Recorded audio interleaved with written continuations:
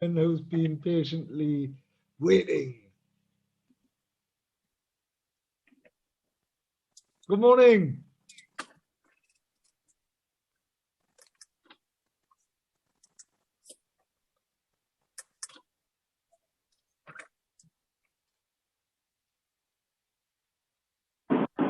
Would help. Morning. Wonderful. There we go. I wasn't going to say you're on mute because it's the most stated word. I think it was entered into the Oxford Dictionary as a full word rather than two separate words. Anyway, or however many words it is, I can't even count. Good morning, Anu. Wonderful to have you on this morning. Are you okay? I'm good, thank you. Thank you for having me on. No, and let's kick off by saying who you are, what you do, and why you do it. Well, we've just met in different arenas, but for those that don't know me, I am a lawyer. I work in-house for Malhotra Group, who own care homes, leisure sites and commercial property. And I live in Northumberland and have lived in the Northeast since I completed my Masters in 2000, so 21 years I've been here. And it was a wonderful year, I think, 2000, given the fact that you did your Masters here. And so I knew that. Thanks for. Why did you go into law?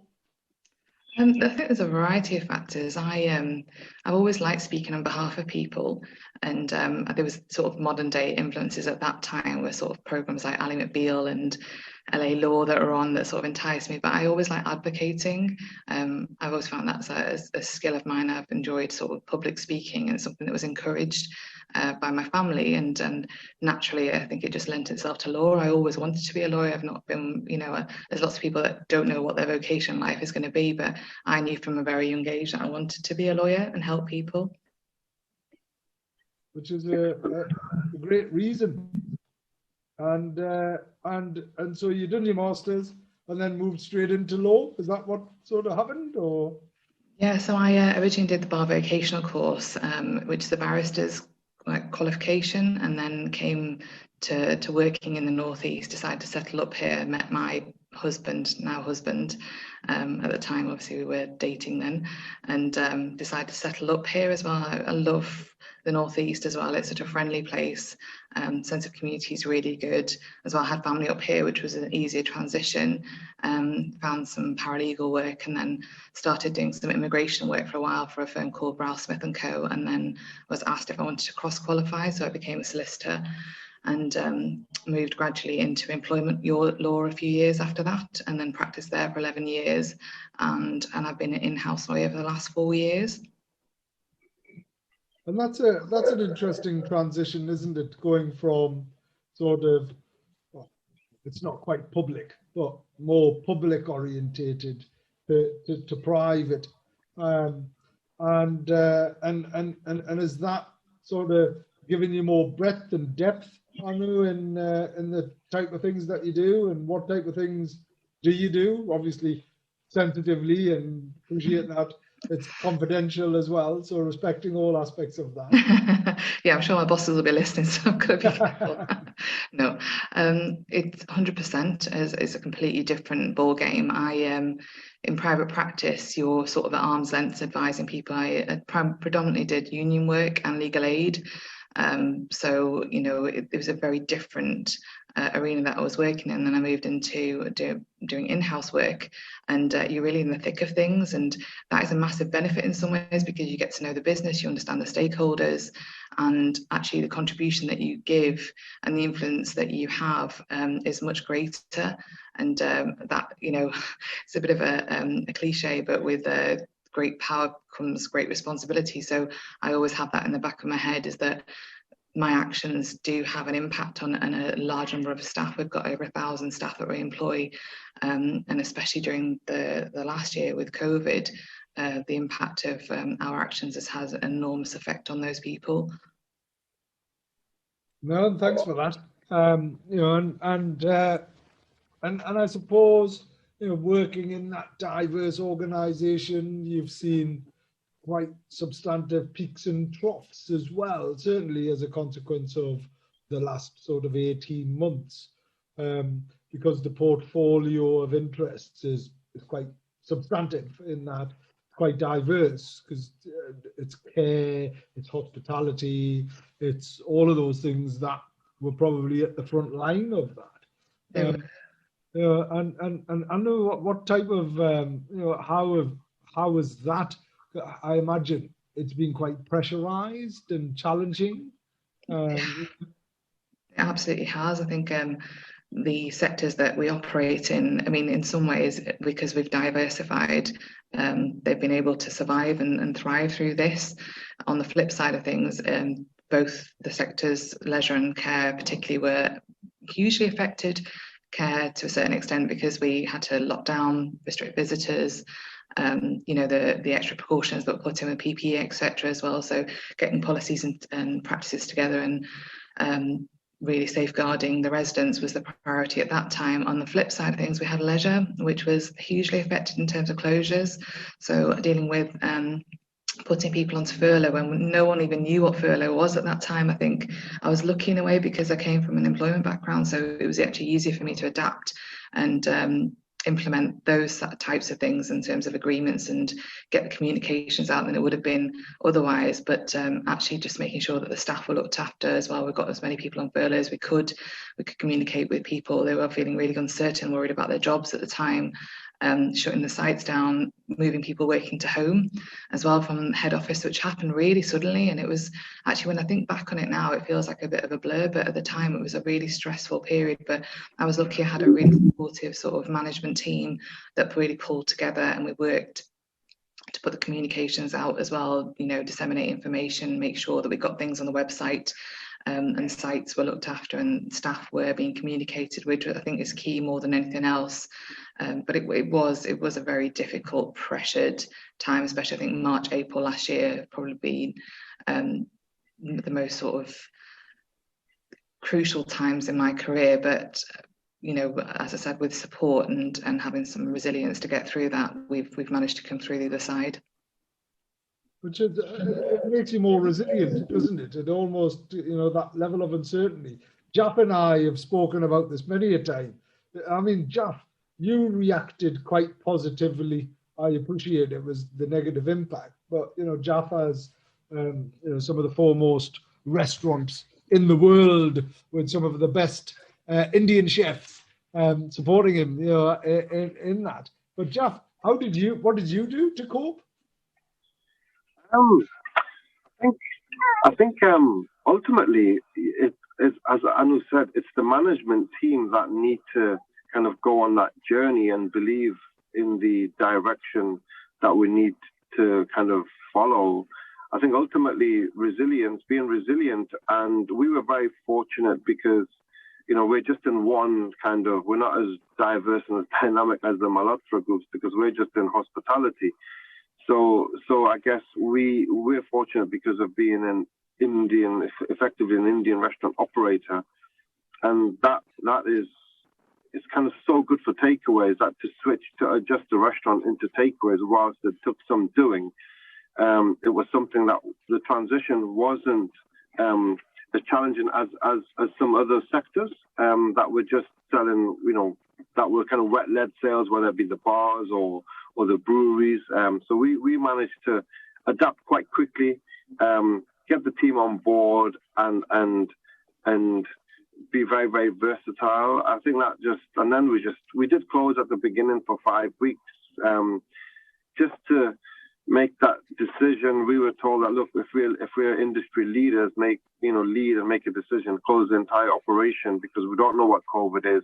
You've got to keep the staff at home, keep them safe, which is what we did initially. And I think that gave us a lot of credibility because when we were ready to open, we understood COVID far better and we put all the procedures in place, and we opened a really, really safe environment, and our team, along with guests that visited, they felt comfortable. So I think that's what we did, and then you have to make the most of the situation because you're not alone, you're not by yourself. It's happened to the entire country, and it is a matter of survival of the fittest. But if you make the right decisions as a collective, then it's usually the right one. So we kind of maximized what we could as an operator, and I think we've come out of it very, very well. Touch wood.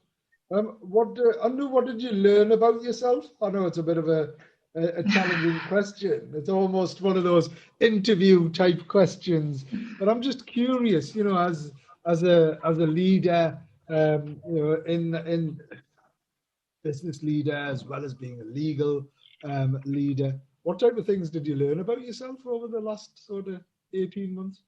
I think predominantly is what the power of influence would be from my position. So how to implement that, how to communicate with people, that I was able to diversify and be versatile in these sort of situations and support people.